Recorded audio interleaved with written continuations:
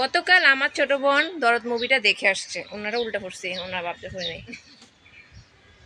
গতকাল আমার ছোট বোন তার ফ্রেন্ডদেরকে নিয়ে দরদ মুভিটা দেখে আসলো। ওর থেকে তো রিভিউটা নেওয়া হয় নাই, ভাবলাম সরাসরি আপনাদের সাথে শেয়ার করি ওর রিভিউটা।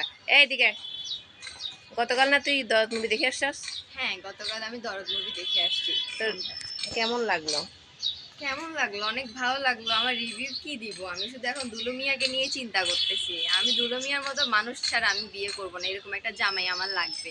আমি চাই দুলু মিয়ার ফাতেমা হওয়ার জন্য, কারণ দুলু মিয়া এত পরিমাণে বউ পাগল, এরকম বউ পাগল মানুষ আমি জীবনেও দেখি নাই।